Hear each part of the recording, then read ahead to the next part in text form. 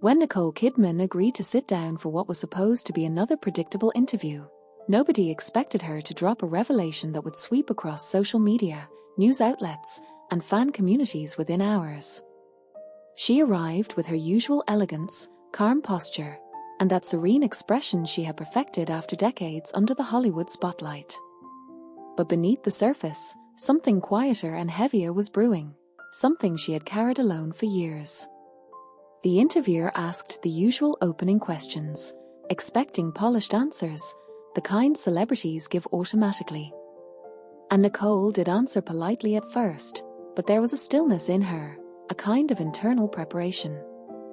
Then, without warning, she veered into territory no one anticipated. She folded her hands, glanced down for a moment, and said softly, "People think they know what my marriage has been like. But they don't. Not really. And there is something I've never said out loud before." The interviewer blinked, thrown off balance.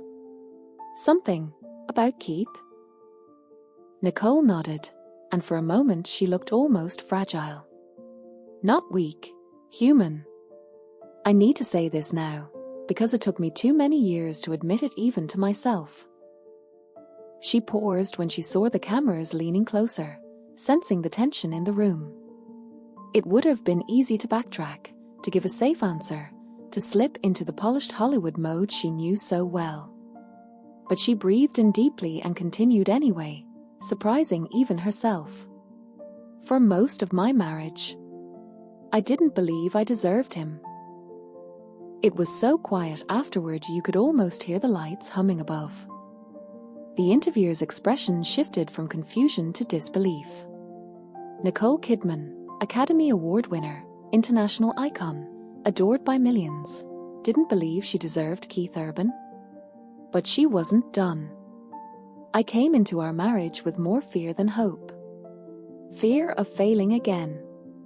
Fear of being too much. Fear of being not enough. I didn't trust myself with the kind of love he was offering." She explained that before Keith, she had built emotional defenses so high that even she couldn't see over them. She survived by staying busy, staying focused, staying disciplined, anything that kept her from sitting alone with her real feelings. "I didn't know how to accept gentleness," as she admitted.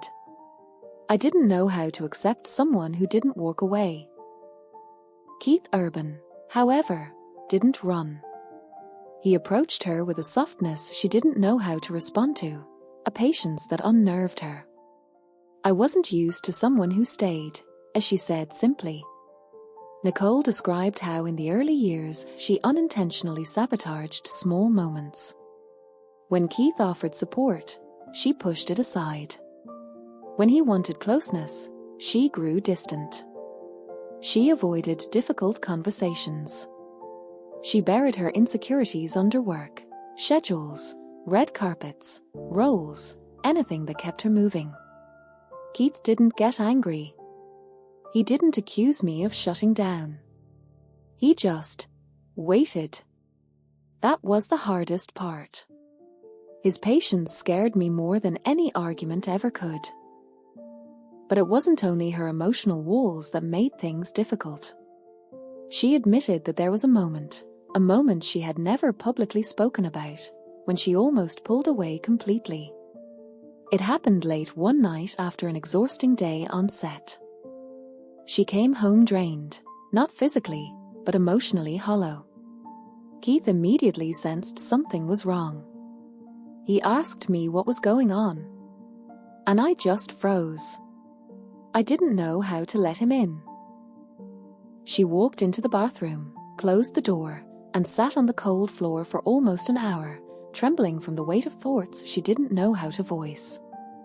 I convinced myself he deserved someone easier. Someone without the emotional history I carried. When she finally opened the door, her breath caught. Keith was asleep on the floor outside, leaning his back against the wall, his jacket folded under his head. No accusations. No demands. Just presence. He didn't say, "You're hurting me." He didn't say, "Talk to me." He just sat there so I wouldn't feel alone. Her voice cracked slightly. No one had ever done that for me. She sat beside him and cried for the first time in years, not because she was sad, but because she realized someone truly saw her. But she also confessed something else, something even more personal. I wish I could say that moment fixed everything. It didn't. I still had years of walls inside me. Nicole then admitted that Keith wasn't the only one being patient. He was also dealing with his own silent battles, insecurities he tried to hide behind humor, music, and that warm charm everyone saw on stage.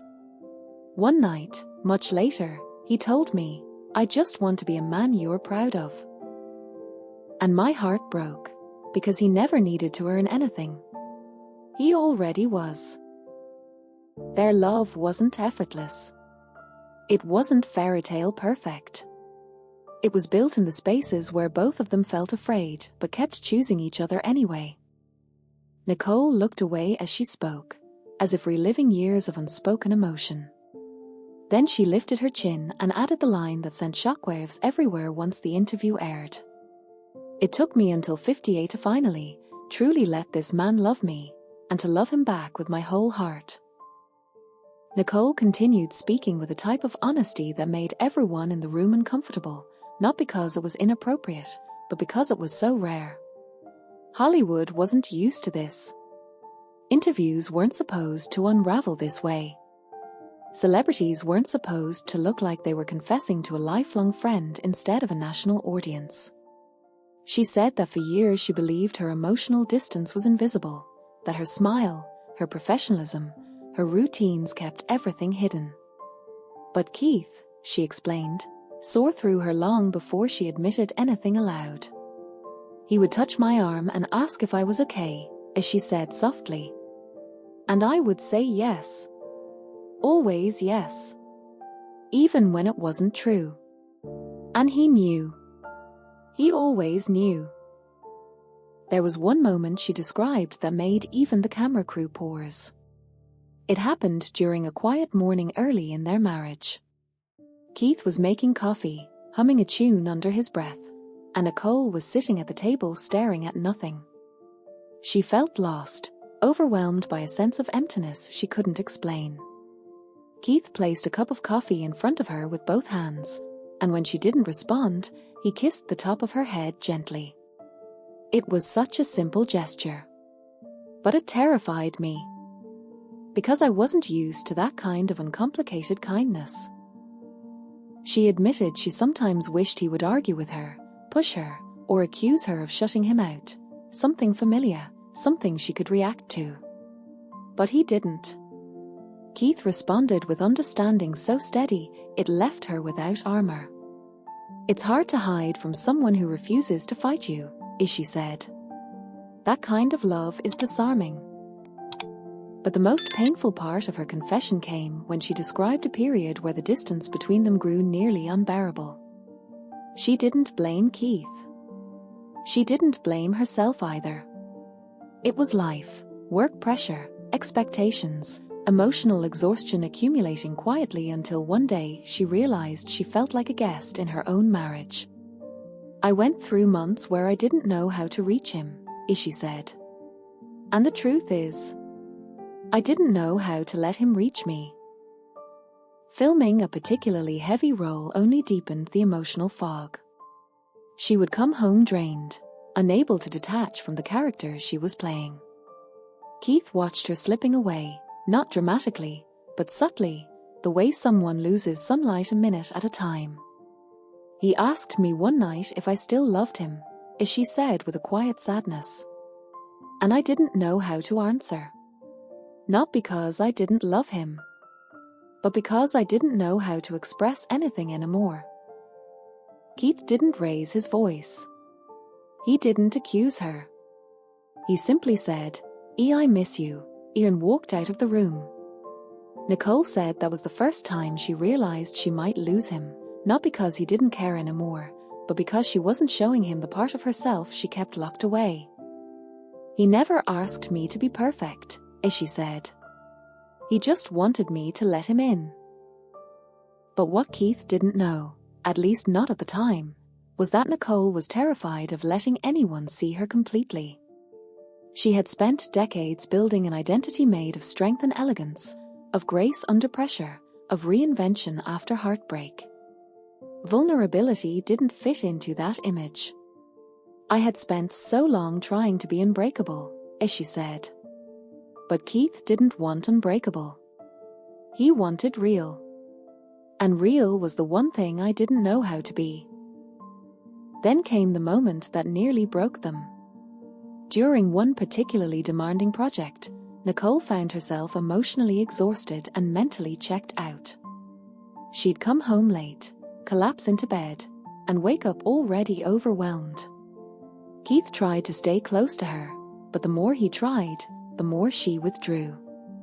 There was one night, she said, when I looked at him, and I saw how tired he was. Not physically, emotionally tired. Tired of trying to reach for someone who kept drifting further away. Keith didn't yell. He didn't accuse. He didn't even sigh. He simply said, I miss you, and I see, and walked out to the porch. Nicole didn't follow him. Not because she didn't care, because she didn't know how. She had forgotten how to be vulnerable.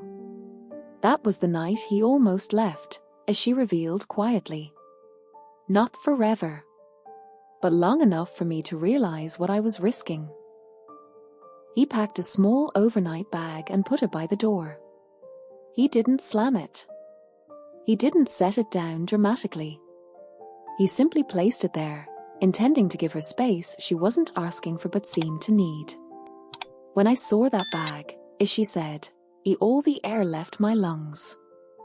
Not because he was leaving, but because I finally understood I had been pushing him toward that door for years. She walked outside, where Keith was sitting on the steps staring at the dark sky. She sat beside him, knees touching his. They didn't speak for several minutes. Her hands were shaking. She had no speech prepared, no clear explanation, just a heart full of fear she'd carried for far too long. Finally, she whispered, please don't go. Keith turned his head, looked at her with tired, gentle eyes, and asked, do you still want to be here with me? Nicole nodded, slowly at first, then with a certainty she hadn't felt in years. He reached for her hand but didn't hold it tightly. He let her decide how tightly to hold him. And she gripped his fingers with a desperation that surprised them both. That was the moment I knew I couldn't keep pretending everything was okay, she said. I had to start letting myself be seen. They talked until sunrise. Not about blame. Not about failures. Not about who was wrong or who hurt who. They talked about fear. About silence. About how hard it is to stay open when your instinct is to shut down. And Keith just sat there, as she said, listening like he had been waiting years for me to finally speak. From that night on, Nicole promised herself one thing. She would stop running emotionally. She would stop hiding behind her career. She would stop giving him half of herself and calling it love. But promises, she admitted, were easier than transformation. For a long time, I improved in small steps, as she said. One honest conversation here, one open moment there. But I didn't fully break the pattern until I turned 58. Then she described the moment it all changed. It was a quiet morning. Keith was still asleep, curled on his side, one hand tucked under the pillow. He always slept like that, peaceful, soft, younger than the world ever saw him. Nicole lay beside him, staring at his profile, and something within her shifted. She saw not the man she feared she might hurt, or disappoint, or lose, but the man who had spent nearly 2 decades choosing her even on the days she couldn't choose herself. I realized I had spent most of my life preparing for heartbreak, she said. But I had never prepared for happiness.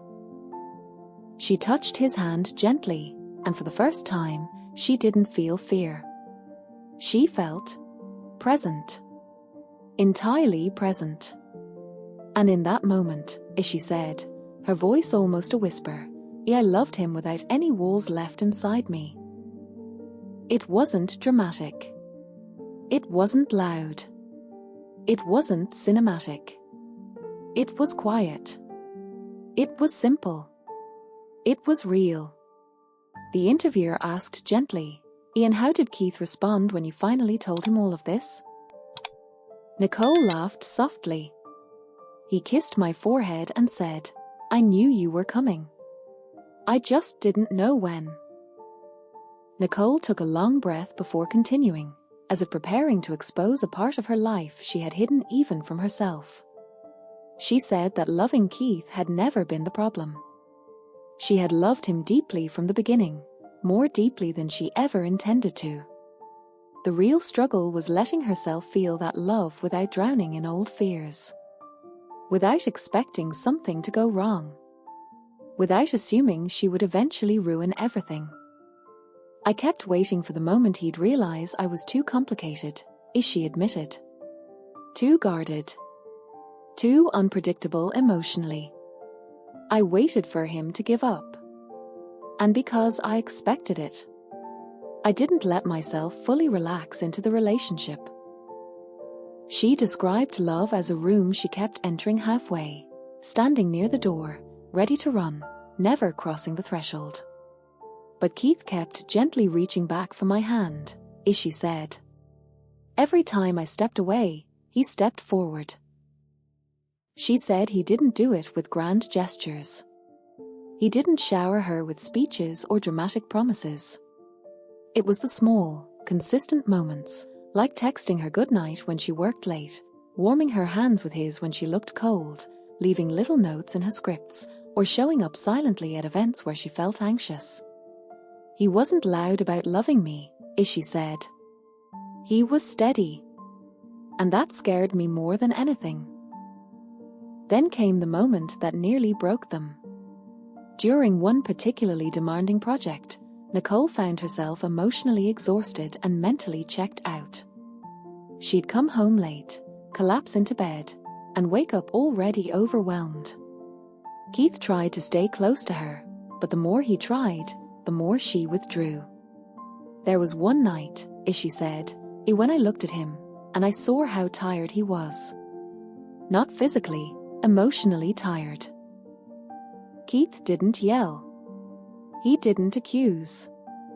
He simply said, I miss you, and I see, and walked out to the porch. Nicole didn't follow him. She couldn't. That was the night he almost left, she said. He packed a small bag. Quietly. No dramatics. When I saw that bag, she said, I understood everything I had been avoiding.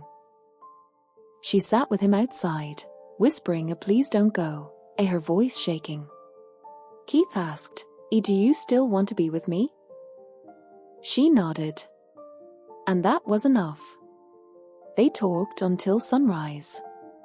She opened up piece by piece. He listened with the patience of a man who had loved her longer than she realized. After that night, Nicole made a promise to stop hiding. But it wasn't until she turned 58 that she truly stepped into her marriage. She woke up one morning, saw Keith sleeping peacefully, and something cracked open inside her. Not fear. Not anxiety. Love. Pure, unguarded love. Later that year, she found another letter from him tucked inside a journal.